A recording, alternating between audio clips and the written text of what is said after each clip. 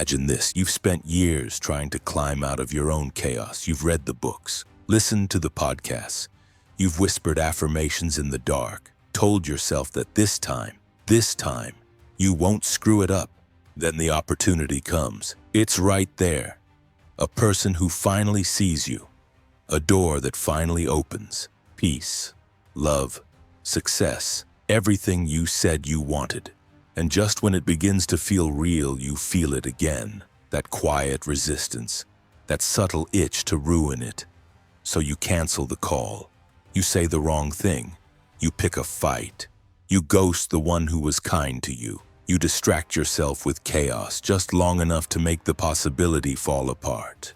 And when it does, you pretend to be surprised, but somewhere inside, you knew. Because this isn't the first time you've watched your own hands tear down the life you swore you wanted. It's not the first time you became your own enemy. This is self-sabotage, but not the kind you joke about in memes or blame on a lack of discipline. This is deeper, older, wiser, in a twisted way. It's the version of you that grew up thinking peace was a trap, that real love was dangerous, that joy was always followed by pain. You don't sabotage because you're weak. You sabotage because somewhere along the way you made an unconscious oath. I will never allow myself to feel that kind of pain again. So when life gets too good, your body remembers. Your nervous system sounds the alarm. The mind whispers lies dressed as logic. It's too soon. It's not right. I'm just being careful. But it's not caution, it's a cage. Here's the paradox. You want healing, but sabotage is familiar. You crave love, but loneliness is safe. You dream of peace, but chaos is home. You don't run from success because you don't want it. You run because success would mean becoming someone new, and that threatens the entire system you built to survive. Carl Jung once wrote, "People will do anything, no matter how absurd, to avoid facing their own soul." And sabotage is the perfect avoidance. It keeps you busy. It keeps you distracted. It keeps you in the loop. It lets you feel just enough progress to stay hopeful, but not enough to become truly dangerous to your old identity. So the question isn't just, why do I ruin things for myself? The question is deeper. Who taught you that safety comes from pain? Whose voice are you still obeying when you betray yourself? What if the person you've been all along was never really you? Because if you're not sabotaging by accident, if some unconscious part of you is deliberately keeping you small, then the real crisis isn't motivation or discipline. It's identity. What if everything you've called personality was just armor? And what if the life you're destroying isn't your dream, but your doorway? The doorway to what? To you. The version of you that no longer needs to perform, pretend, or protect. But to reach that version, something has to break. Let's look at what you've been protecting and why it might be time to let it fall apart. Let's start with a painful truth. You sabotage yourself because part of you believes it's safer to suffer than to succeed. But this belief didn't appear out of nowhere. It was installed quietly, over time, and usually in childhood. Think about it. If you grew up in chaos, your nervous system was trained to expect it. If you were only praised when you performed, you learned that love must be earned. If you were shamed for being emotional, you learned to numb your truth to be accepted. And if you were neglected or hurt by the very people who were supposed to protect you, then pain became love. Rejection became normal. Silence became safety. So now as an adult, when something good begins to take root in your life, your system panics. Your body remembers. And your subconscious starts whispering, "This can't be real. You don't deserve this. This is too easy. Something's wrong." And without even realizing it, you start looking for the exit. According to Gabor Maté, most of our self-sabotaging behavior comes from adaptive responses to early trauma. He says the question is not why the addiction, but why the pain. And self-sabotage is an addiction, not to drugs, not to alcohol, but to control, to certainty, to the familiarity of failure. Because even failure, when it's predictable, feels safer than risking something new and unknown. Now enter Carl Jung. He believed the human psyche was driven by two opposing forces: the persona, the mask we wear to survive in society; the shadow, everything we hide, repress, and deny. Jung warned that what we repress doesn't disappear, it grows more powerful in the dark. And self-sabotage is often the voice of that shadow. It says, "You're a fraud. You'll never be enough. You'll ruin this just like before." You may think you're in control, but really, you're obeying outdated programming. You're living a story someone else wrote for you, acting out a script written by fear, directed by shame, and produced by a childhood that taught you the world was unsafe. And here's where Nietzsche adds something brutal but necessary. He wrote, "Man is something that shall be overcome." In other words, you are not meant to remain who you are. You are meant to evolve. But self-sabotage is the refusal of that evolution. It's the mind's rebellion against transformation. It's the ego's death grip on an identity that's no longer needed but still feels essential. Because who would you be without your wounds? Who would you be if you truly allowed yourself to be seen? Without the sarcasm, the control, the emotional armor, it's terrifying. And that's the point. Self-sabotage isn't just self-protection, it's fear of the unknown self. The Stoics believed that freedom comes not from external success but from mastering the mind. Seneca wrote, "No man is more unhappy than he who never faces adversity. For he is not permitted to prove himself." But what if your adversity is internal? What if the enemy you must overcome isn't failure but your attachment to it? What if the battlefield is your own psyche and the victory is learning to stop betraying yourself? This is where the work begins, not in chasing more goals, not in fixing your habits, but in sitting with the root question, who did I become to survive? And is that version still serving me? Because if the answer is no, then every act of sabotage is a message, a red flag, a warning from the self you've outgrown begging you not to leave it behind. But here's the truth that will liberate you. You can love the parts of you that helped you survive without letting them lead your life anymore. You can say, "Thank you, overachiever, but I don't need to prove myself anymore. Thank you, perfectionist, but I don't need control to feel worthy. Thank you, self-doubt, but I'd rather risk failure than live another day afraid of my own power." This is how the inner war begins to end. Not by shaming the parts that sabotage you, but by understanding them, by integrating them, by becoming the adult that the wounded child inside of you always needed. So no, you're not lazy, you're not stupid, you're not cursed, you're just unfinished. And every time you sabotage your own potential, it's not because you hate yourself. It's because some part of you is still waiting for permission to become someone new. You don't need that permission anymore, it's already yours. Let's stop here and be brutally honest for a moment. What has self-sabotage really cost you? Not just the obvious. Lost opportunities, failed relationships, abandoned dreams. Look deeper. What has it done to your trust in yourself? What has it done to your spirit, to your ability to believe in joy without bracing for pain? Every time you walk away from something meaningful, some part of you gets quieter. Every time you choose the familiar pain over unfamiliar peace, you reinforce the lie that you were never meant to be whole. And that lie becomes your identity. You start saying things like, maybe I'm just not that kind of person. Maybe I'm too broken. Maybe peace isn't for me. But these are not conclusions. They are coping mechanisms. They are eulogies you write for the version of you that never had the chance to be born. There is a deep cost to staying the same. And it's not just what you lose, it's what you never get to find. The version of you that doesn't flinch at love. The version that doesn't need to be perfect to feel safe. The version that sees success and says, "I'm ready." That version exists, but they are trapped behind layers of fear, shame, and old identities you never asked to wear. And no amount of goal setting, time blocking, or life hacks can unlock them. Because this isn't a scheduling problem. It's a soul problem.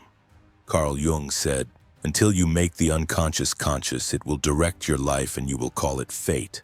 And that is the core tragedy of self-sabotage. You mistake it for your nature. You stop seeing it as a wound and start calling it a personality. But it's not who you are. It's who you became to survive. And now, survival is no longer enough. So what does transformation actually look like? It's not loud, it's not cinematic, it's not the motivational montage you imagine. Real transformation is often quiet. It begins in the small moments where you choose to do something different. Not because it feels good, but because it aligns with the person you're becoming. You notice when you're sabotaging. You pause before ghosting someone who saw too much. You resist the urge to shrink when you're seen. You speak when silence feels safer. You stay when leaving feels like power. That's what transformation looks like. It's a battle between the part of you that wants to stay small and the part of you that's finally ready to be whole. The power is this. Once you see your sabotage for what it really is, fear wearing your voice, you can no longer obey it blindly. You begin to notice the moment it creeps in. You recognize it not as truth, but as a shadow, a pattern, a ghost of a story that no longer belongs to you. And in that recognition, you reclaim something priceless: choice.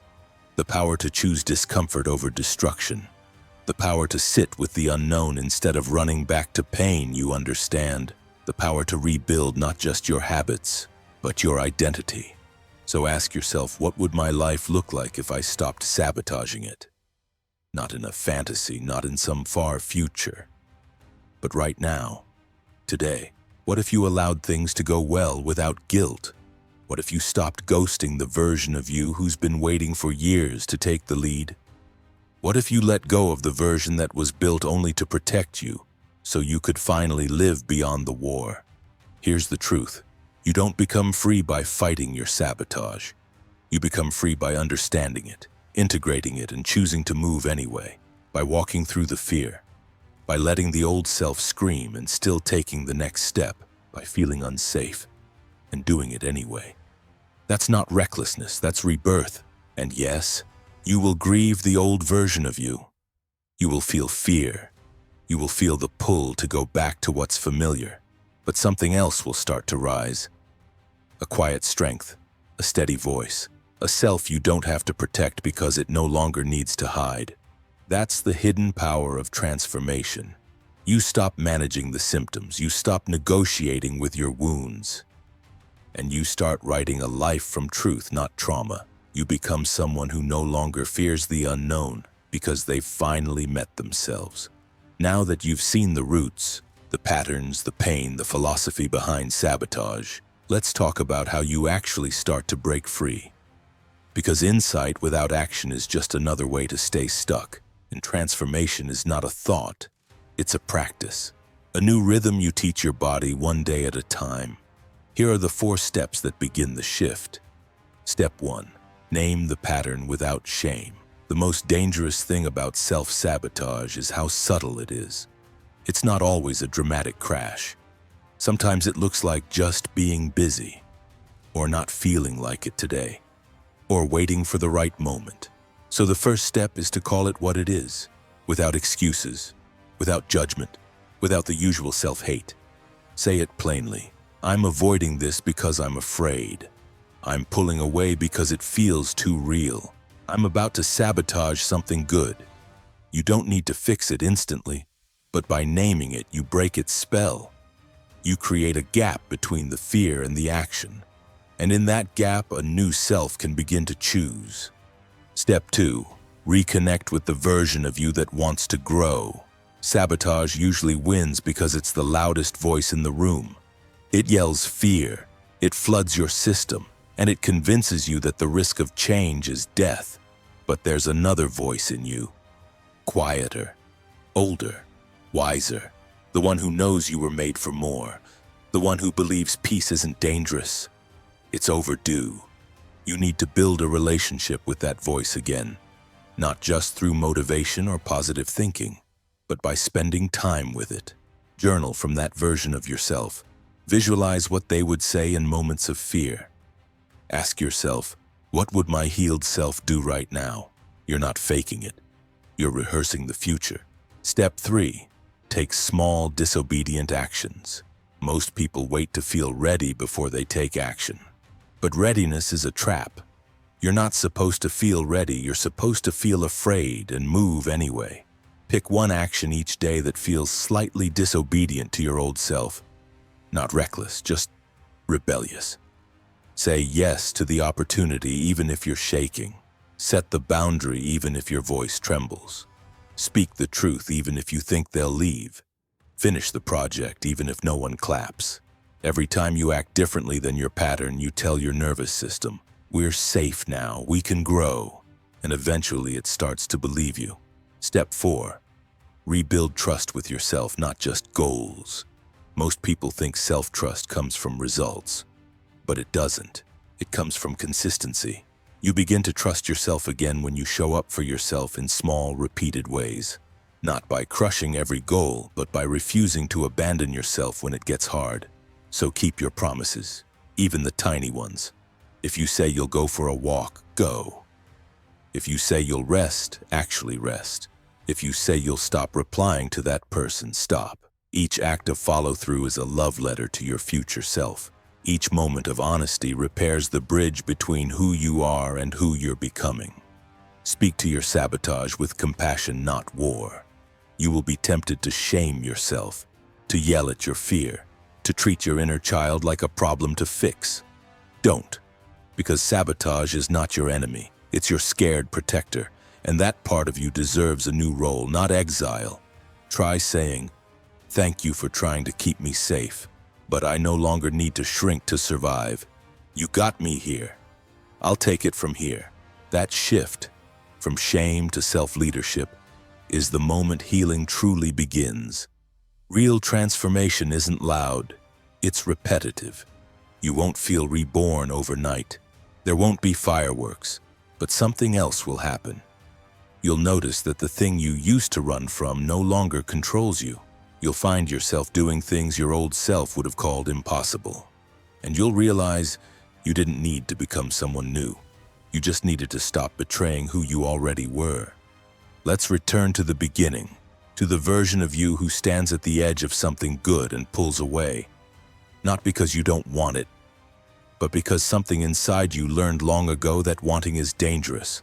That version is not broken. That version is brilliant. It learned to survive, but survival is not the same as living. And at some point, you have to make a choice. Will you keep letting an old version of you write the story, or will you finally take the pen back? You are not your sabotage. You are the one who notices the sabotage. You are the one with the power to choose something else. And that alone means you're not stuck. You're just scared. And fear is not a stop sign. It's a signal that something meaningful is near, that something real is being threatened, usually by you. But you don't have to keep running from that signal. You can turn toward it. You can walk straight into it. And when you do, you'll discover something most people never find. Your fear is loud, but it's not the truth. Your sabotage is clever, but it's not your identity. Your wounds are deep, but they are not your destiny.